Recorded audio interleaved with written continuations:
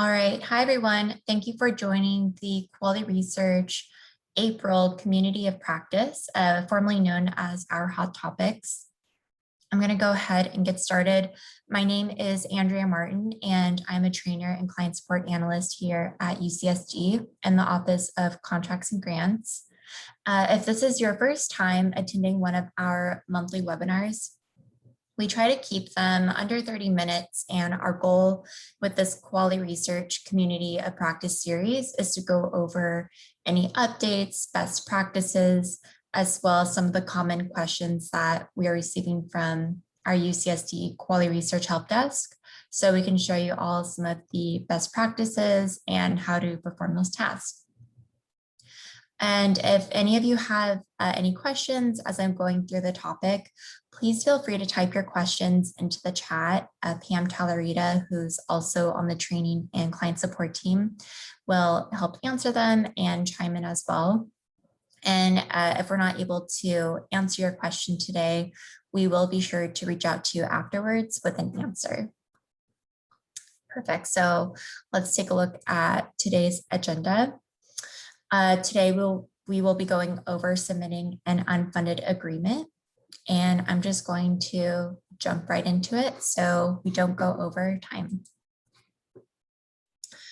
Perfect. So right now I'm in our quality research stage environment, and before moving forward with submitting an unfunded agreement, though, you just want to confirm that if your unfunded agreement is for or related to an industry agreement, to an industry-initiated clinical trial, it is important that you actually stop what you're doing and contact the Office of Clinical Trial Administration, or OCTA, at octa@ucsd.edu. But if your unfunded agreement is not related to that, you can keep on moving forward. So from this screen, I'm just going to click on the research home tile so we can get into quality research. And then the next screen that we see is our dashboard. I'll point out WalkMe. I think most of you are pretty familiar with WalkMe now, but just to point out, so in the lower right-hand corner, if you click on that, that is where all of our guides and resources is located for quality research. So you can see here at the bottom of our guides tab, we have an unfunded agreement walkthrough that kind of takes you through step by step how you can create an unfunded agreement. And then the very right tab, resources, we actually have an unfunded agreements training guide as well, which is pretty much what I'm going through today. And this guide contains even more specific details too. So I'll be sure to email all of you this guide after today's webinar. And then also with WalkMe, just to point out too, we have all of these little small blue question marks that we've spread throughout the system. Those are WalkMe Smart Tips. They're just there to provide you with different definitions and resources. So if you are not sure if WalkMe has been properly installed in your computer yet, and you just want to double check, in the chat, I'm going to put in some more a knowledge base article that will give you some more details. Perfect. So now I'm going to move on to actually creating the unfunded agreement. So I'm going to navigate to the common task screen. So in the lower left-hand corner, I'm going to expand this menu, and I'm just going to click into common task. I'll go ahead and collapse that. And from here, we want to find this proposal development card and then click on create proposal. Okay, and now we are in our create proposal screen. So you can see we have lots of smart tips here that we've added, some that are also specific to unfunded agreements. I'm just going to start completing all of these required fields. So in this proposal type field, you see we just have a couple options that specifically pertain to unfunded agreements. So new can be used if this is a brand new agreement, or if this is an amendment to an existing unfunded agreement, you'll want to choose continuation. today I'm going to select new because we'll create a new agreement. And then moving on down to the lead unit, you just want to select your lead unit from the drop-down menu.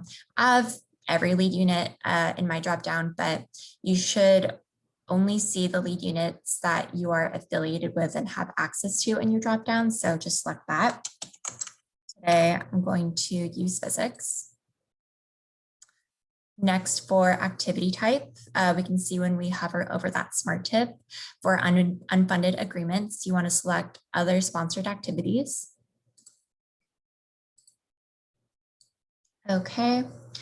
And then for project dates, we know, so in this example, I'm creating an NDA. So just use dates that you feel cover the time from when the conversation first starts. And just to note, these dates are not set in stone and they can be updated if needed. So just keep that in mind. And you can use this calendar feature here or type in your dates.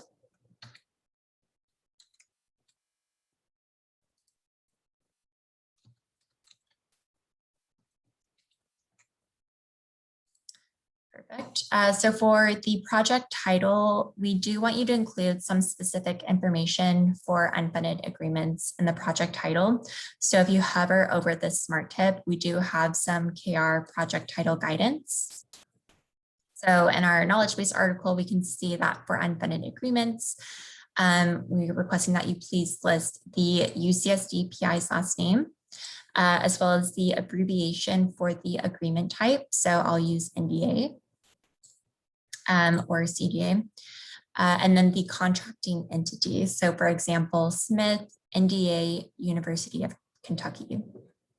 So I'll go back into Kuali. Today, our UCSD PI is Allison Coyle. So I'm just going to put Allison's last name. We're creating an NDA with Cornell University. Perfect. So then in the sponsor field, I'll start typing out Cornell University. And we get some results. If you've memorized sponsor codes, for example, 8329, you can enter that into the field and Cornell will come up as well. Or if you'd like other fields to use when searching for your sponsor, you can use a magnifying glass to the right of the field. Next, I'm going to enter in the sponsor deadline. So for unfunded agreements, you should just enter in today's date. So since today is April 7th, I will select April 7th. And then for the deadline type, you always want to select internal for unfunded agreements. So there we go. And then anticipated agreement type, this one's pretty straightforward. You just want to select that last option, which is unfunded agreement. Perfect. So we've completed all of our required information. So I'm going to click on that blue Save and Continue button. Perfect. So the unfunded agreement record has been saved. And we can see in the upper left-hand corner that a proposal number has been created. And now we are in the proposal detail screen. So you can just kind of look through and verify all of this information. All of this just came from the screen that we were just on. So if you need to make any updates, such as adjusting both states like we talked about earlier, you can do so. I'll also point out too, the last field, which is keywords. If you're creating an unfunded agreement that's related to COVID in any way, just for reporting purposes, we ask that you record that. So if you just start typing out COVID in the field, you get a couple options you can select in response to or impacted by COVID. If you're not really sure which option fits best for you, if you hover over our WalkMe smart tip for keywords, you'll see COVID-19 is linked to a knowledge base article. And this will just kind of detail the difference between those two options so you can select which one fits your agreement best. I'm going to go back into Kuali and I'm just going to click on save. And so if we look at the left-hand menu under this basics section, nothing else in this basics section is needed or required for unfunded agreements. So I'm just going to collapse that. And next, I'm going to click into our key personnel section. So in this screen, you will add the principal investigator and all key personnel. And just as a reminder, key personnel are all UCSD individuals who will need to be covered by the agreement. So UCSD employees who will work on the unfunded project and or have access to that confidential information related to the project. If you have any non-university employees to add, such as visiting scholars or grad students, you don't need to add them to the key personnel section. I'll show you in a second. We'll be adding them to the compliance questionnaire. But for now, I'm going to add our lead PI. So I'm going to click on that blue add personnel button. And I'm just going to use the last name and first name fields. And click on continue. And then I'm going to select that radio button to the left of the PI's name and click on continue. And I'm going to keep that radio button checked for principal investigator and click on add person. Perfect. So our lead PI has been added. I'm going to click on the drop-down arrow to the left of the PI's name. And we can see that we have a few different tabs of the PI's information. Probably one of the more important tabs is the last compliance questionnaire. So this questionnaire is for the PI to answer. So to notify them that they need to answer this questionnaire, you can click on that blue notify Allison Coyle button.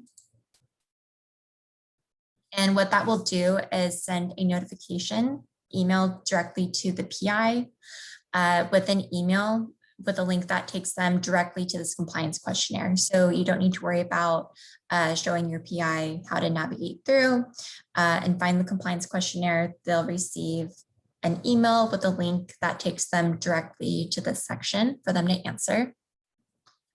And then we can also see to the right of our PI's name, it kind of gives you a status on the certification. So right now it says certification incomplete. Since we don't have a real PI on the other side answering these questions for us, I'm just going to go through and answer them.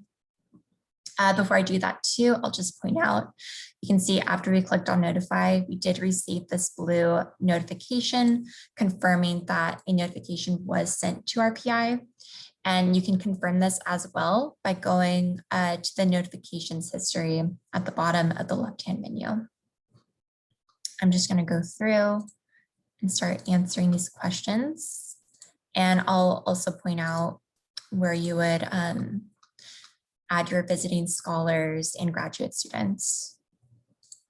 So here we have any visiting scholars, visiting grad students, or other non-UCSD persons involved in this project. That is where this information would be noted. So the PI would just check yes, and then enter in the name of the person, as well as the organization that they're affiliated with. If there's multiple, they can just use a semicolon and continue to add more visiting scholars. I'll say no for my question though. Just going to keep moving down.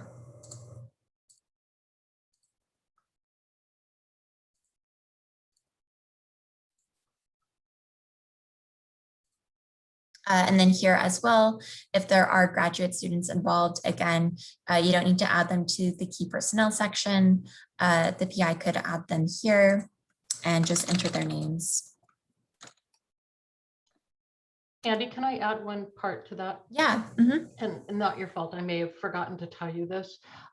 The graduate student section is actually eventually going to be changed to UCSD students. And so this is where you want to add all UCSD students that need to be covered under this project or agreement, not just graduate students. Perfect. Thank you, Pam. Mhm. I'm just going to say no to this question though. And next, I'm going to click on save.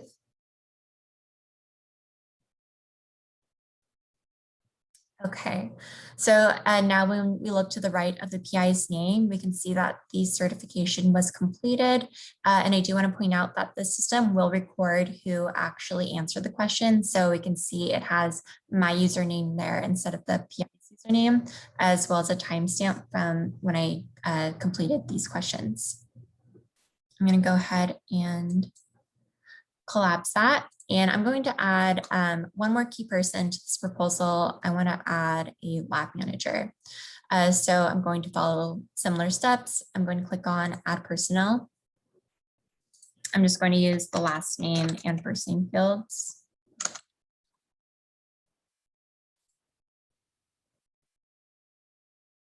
And then I'll select the radio button to the left of their name. I want them to be a key person, and then I'm just going to specify their role, that they'll be a lab manager. And I'll click on add person. Perfect. So we've added our lab manager. Although there is a notify button for other key persons listed, you should not click that. Only the lead PI is responsible for answering the compliance questionnaire. The other key people listed on the proposal do not also need to complete a questionnaire. So don't worry about that. Next, I'm going to click on the blue save and continue button. So that'll save everything on the screen and move us down into the next section, which is the compliance screen. So in this section, you will add a compliance entry for each compliance question responded to with a yes. So for example, if the PI answered yes to the human research questions, you would add a compliance entry for human subjects. I answered no to all of those questions, but I am creating an NDA. And for NDAs, you will always need to add an export control compliance entry. Even if all the questions were answered no for all export control questions. So I'm going to click on add compliance entry. And I'll select export control. And set the status as pending and click on add entry. Perfect, so our entry's been added. If you need to make any edits to your entry, you can use that drop-down arrow and make any edits. Or if you need to remove your entry, you can use the small trash can icon to the right. I'm going to click on save and continue. And now we've moved on down into our attachment screen. So in this section, you will upload preferably a Word document or PDF version of the draft agreement. And there's a few different tabs here, but you want to use the internal tab. These first few tabs should only be used if you're creating a system-to-system proposal, if you're creating a non-system-to-system proposal or an unfunded agreement.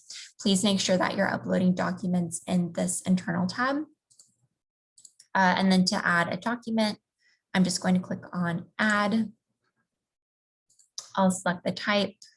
If you're going to be adding other relevant documentation such as IRB approval or statement of work or a research plan, etc., and you don't see a type for what you're specifically adding, you can use this other internal documentation option, but I'm going to select the draft agreement option.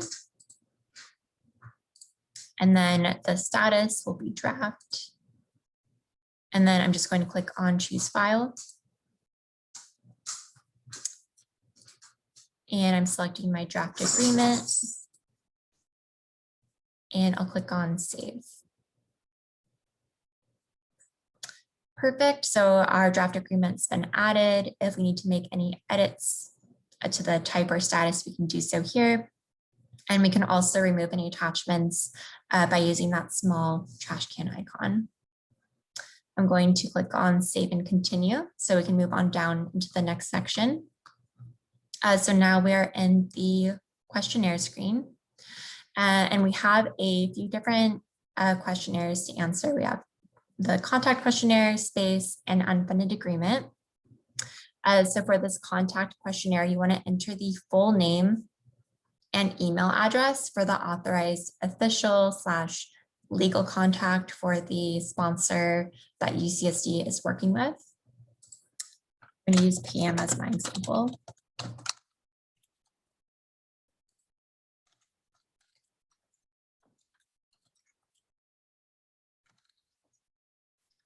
Perfect. Next, I'm just going to click into the space tab. And here you can just select yes or no as relevant to the agreement. You should answer these questions based on the needs of the unfunded agreement only.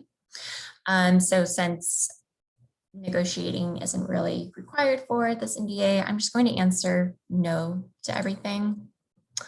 And I'll just kind of note as well, if a new space is being requested, the agreement will route to your department approvers.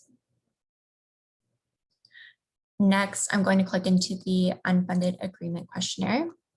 I'm just going to go through and answer these. I'll point out a few, but I'm creating an NDA. Say no to this. So for this question, what is the purpose / topic of this agreement?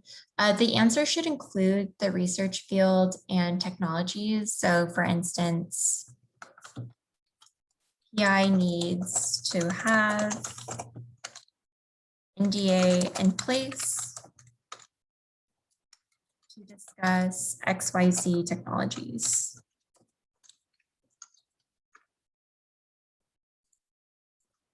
Moving on down.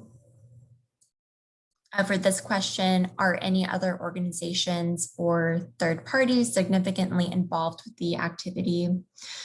This is basically asking, is another research institution or company involved in the project under a separate collaboration agreement or data use agreement?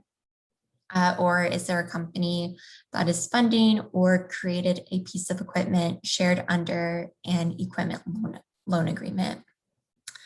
So if that's yes, you can note the organizations. I'll go ahead and say no. And then for this question, is the other party receiving funding from another entity for its participation in or work under this agreement? It's important to know if the project is being federally funded, because if so, regulations concerning government IP rights may apply. And if it is funded by a for-profit company, the company may require IP rights. And it's important that this is noted because it could limit our ability to publish. So just keep that in mind.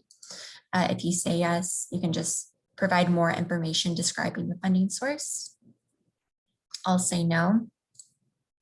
And then this last section here, if you have additional parties that are participating in the agreement, you can add their information here.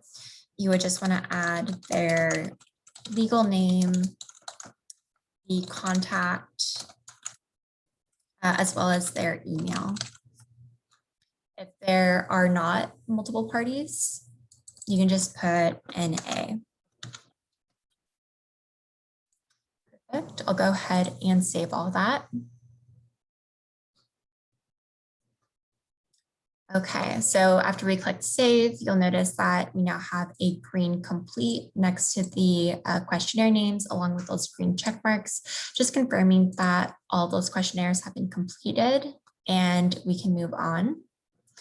For the budget section, unfunded agreements do not require budgets, so you should not do anything in this section. Really, the only other section we need to worry about is the supplemental information section. So here you want to add the COA financial unit. If you don't have that unit number, that's totally fine. You'll just want to click on the magnifying glass to the right. You can enter in the unit name into the description field. So I'll enter in physics and click on search. And then we can see the account number here. I'm just going to click on that blue select for physics. And then this automatically returned that unit number. So I'll go ahead and click on save and continue. And now we are getting ready to submit. I recommend before submitting that you run data validation just to confirm that you didn't miss any of the required fields. So up at the top of the toolbar, I'll click on data validation and turn it on. So we can see that we just have a warning for the budget. It's just letting us know that this proposal doesn't have a budget. But again, like I said, budgets are not required for unfunded agreements. So you can go ahead and ignore this warning. This will not inhibit you from submitting. So I'll go ahead and turn off and close out of that. And now I'll click on submit for review. When you submit for review, any warnings that came up in your data validation will come up again. But again, since we don't need a budget for unfunded agreements and they shouldn't have one, you can go ahead and click on submit with warnings. Perfect. So we've submitted. We can see that this is both saved and routing. And in the upper right-hand corner, it says approval pending. So we've submitted our unfunded agreement. Do you want to add anything, Pam? No, you did a great job. Anybody have any questions? We only had one question in the chat so far, and that was just regarding MTAs and if they're going to be added to Kuali research, and they will be, but we haven't done that yet. It will be happening within about the next year. Lots of communications you'll be receiving on it though. I also put the unfunded training agreement guide in the chat. Oh, perfect. Thank you. Perfect.